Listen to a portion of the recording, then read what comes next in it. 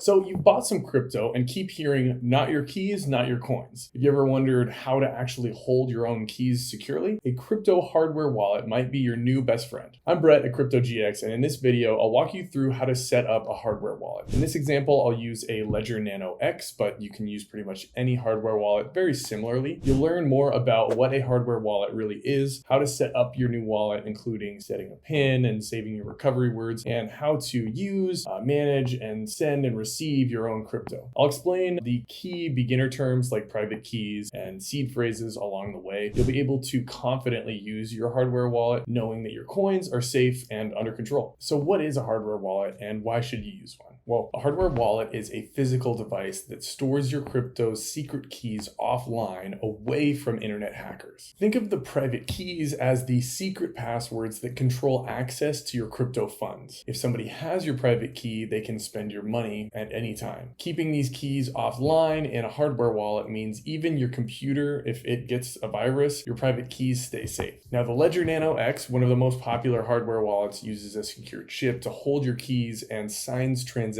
within the device, so the private keys never leave the wallet. This is the particular hardware wallet that I have. It just happened to be the one I got years ago. So another term that you'll hear in this video and all around in the crypto world is seed phrase or recovery phrase. This is a series of random words, typically about 24, that is basically a master backup of all of your private keys. During the setup, your wallet will generate a seed phrase. Make sure to write this down on something physical and never share it with anyone. Anybody with your seed phrase can restore your wallet whenever they feel like it and then steal your crypto. So treat this like the PIN to your bank account. Except honestly, this should probably be even more secret than the PIN to your bank account, especially because you can change your PIN on your debit card, but you can't change this security key. You can't acquire it later through any sort of app. There's no recovery. You have to have this particular security phrase in order to gain access to your wallet. That's it. So let's get on to the setting up of a hardware wallet. Most hardware wallets are pretty similar. So in this example, like I said, I'm using a Ledger Nano X. Setting up a hardware wallet may seem intimidating at first, but don't worry, it's very, very straightforward. I'll take you through a guide here, but a couple things first. You're going to want to make sure that you bought your hardware wallet from an official source and that the box was not tampered with so that you aren't putting any sort of funds onto a wallet that already has someone gaining access to it. If you bought a used hardware wallet, that is a bad idea. There's potential for it to just entirely be a scam. So make sure to use official sources. Okay, so the first thing that you're going to do is plug in your hardware wallet to your computer and turn it on. So let's actually go onto our Ledger and set up a wallet right now. We're going to download Ledger Live so that we can follow along with the steps as well. And I'm recording my actual Ledger Nano X right here so you can see and follow along as I'm setting this up. So if we go to the Ledger Live software and click Set Up My Ledger Nano X, then we'll click on the actual model that we have and then click First Time Using Nano X. This screen is going to show you some tips of how to go forward. You can access your crypto, you own your private key, you stay offline, you validate transactions. So let's set it up. You're going to need a little while to get started. You're going to need a pen and paper to write down your recovery phrase. You're going to want to be by yourself so that nobody can see your recovery phrase. So let's click I'm ready, and you're going to turn on your Nano and plug it into your device. And then we're going to go through right here and look at our Nano X. So on our Nano, it says, welcome to Nano X, press the right button. Use the left and right buttons to navigate. This is just directions on how to use this particular device. Press both buttons to continue, which we will do here. Pressing both buttons allows you to select or confirm. And now it wants you to download the software we already got up. Follow the instructions as it says to set up your Nano. And now we're going to set it up as a new device. So here's the step that's most important. We're going to write down our recovery phrase. So we're going to click next here. And to do that, we have to click both. Your device will generate 24 words. They are your recovery phrase. Okay. And this is your only backup to restore your accounts if needed. Write it down on your recovery sheet in the correct order. Now, this is very important. It has to be in the correct order because they will make you confirm this before setting it up fully. So we'll go next, press both buttons to continue. Okay, press both. And now here's my first word. It's going to take you through all of the words. Make sure to write these down in order, and then you will be able to move on and fully set up your device. Okay, so once you've written down all those words in order, it's going to show you this screen where it says press left to verify your 24 words, meaning you can go back and look at all the words again if you need to write them down, or press both buttons to continue. continue. So I wrote them all down. Now it says confirm your recovery phrase. So it's going to take you through all of the words that are on here, and you're going to have to click through and find of the few options, okay, which one is the right word for that particular number, that order. So you're going to have to double click once you find the right word. So I'm going to go do that now, but let's skip through that for you. Now that I've confirmed my recovery phrase is correct, it says your recovery phrase is set, keep it in a secure place. Let's go to next. If lost or stolen or forgotten, all your assets will be irremediably lost, meaning you're not going to get your assets back. Never share it with anyone. Ledger will never ask you for it. So keep that in mind. Press both buttons to continue. Processing. As this is processing, as you can see on my actual hardware wallet, let's go back to the software here, and we'll see that it's going to ask you 3 simple questions to avoid common misconceptions about your hardware wallet. Now this is Ledger specific, but it is good to know in general. So as a Ledger user, my crypto is stored not on your Ledger Nano, it's stored on the blockchain. Next question. If someone else gets access to my secret recovery phrase, my assets become vulnerable and that person could have access to them. That is correct. When I connect my Ledger Nano to the Ledger Live app, my private key is still offline. That is correct. It is always offline on your hardware wallet. All right, you're ready to safely manage your crypto. And then the last thing is it's going to do is check that your Nano is verified and it's, an actual Nano that's not fake or anything like that. So let's click check my Nano and it says that it's locked. So we'll go back here and we're going to enter our PIN, and we entered 1230.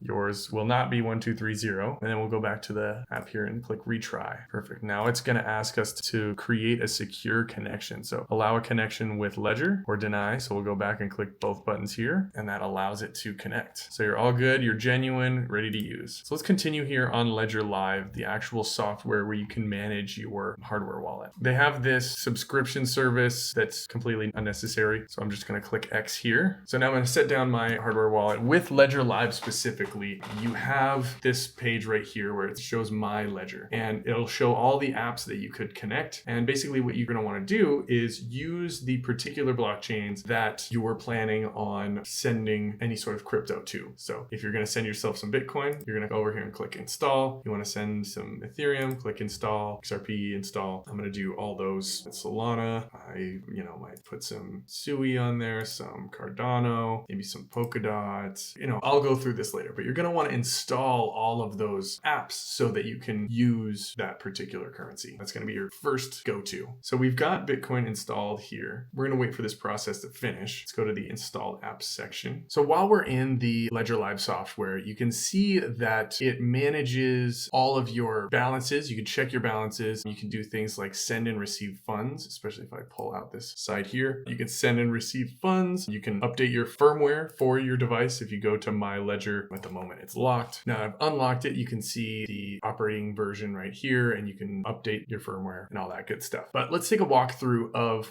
all of this stuff that you can do. Now, it's important to note that you can buy and sell crypto on here as well. A lot of wallets and firms and things like that want you to be able to have quick access to crypto. So let's, for example, say I want to buy $400 worth of Bitcoin. You can put on a card. You can use PayPal, Apple Pay, a bunch of different services, an ACH payment, which is probably my preferred method because there's lower fees. You can do Venmo and things like that. But generally, you're just going to convert and then pay a little bit of a fee. You have to sign up with one of their providers. It's not super simple, but you can buy crypto using that and it will go straight onto your ledger at that point, which is really simple. Instead of using something like any other centralized exchange and sending it to yourself, you can buy it straight from here. So let's say that you bought Bitcoin or Ethereum on Coinbase and you wanted to send it to yourself and to have on your cold storage wallet. What you're going to do is go to this sidebar and click receive. Now, if you're familiar with sending and receiving Bitcoin on any wallet, which I've done another video about, so check that out on the channel, what you're going to want to do is click the particular cryptocurrency that you have that you want to send to. I'm going to click Bitcoin, and then all you're going to do is click continue. And once you connect your wallet, which you have to open it up, start the Bitcoin app, then you're going to get a wallet address. You will then take that, copy and paste it onto your send function on, let's say, Coinbase or crypto.com, pick the amount you want and send it to this new wallet address that you have here. Similarly, if you wanted to send crypto to an exchange to sell it on that particular exchange, especially in the case of crypto.com, they tend to have a higher price for Bitcoin. So you might want to, if you're holding a lot, you might want to send your Bitcoin to crypto.com and then sell it on there. You can can sell your crypto here as well, but the price might not be the same. Well, if we go to the sell function, you select it, it'll give you estimated price, but at that point you can compare across exchanges. So the send function, you'll just need to get the address from your particular centralized exchange, bring that here, you'll paste it into the recipient address, you'd click Bitcoin or whatever address, and then you can paste it here and send it over to that particular exchange. And lastly, you'll see your list of accounts here. It'll show your balances of whichever coins that you have. You can take a look at the market as well to see what the prices are. Like I mentioned, you can compare the prices here versus other exchanges. And then if you want to just see your entire portfolio, you can see that here. I've got my balance here hidden, but there's a little toggle mode where you can see your entire balance there. So congratulations, you've successfully set up your hardware wallet, or specifically your Ledger Nano X if you have one of those, and you've learned the basics of using it. Always remember to protect your seed phrase, never share those 24 words, and keep them backed up securely in a physical location. And never reveal your PIN to anyone else either, because then they could use your hardware wallet to make transactions happen. It's also wise to double check your transaction details on your device screen with every send. With these precautions in place, you can confidently explore the world of crypto, knowing that your assets are safe and under control. If you're ready to get some crypto to put onto your new hardware wallet, I put links in the description for Coinbase and Crypto.com, where you'll get at least $50 in crypto just for signing up with those links. And if you're interested in getting some meme coins, I also left a link to MoonShot, where you can claim some free meme coins when you sign up. If you learned something new or just enjoyed this video, make sure to hit the like button and hit subscribe if you want to stay tuned for all things crypto. Thanks for watching. I'll catch you in the next one.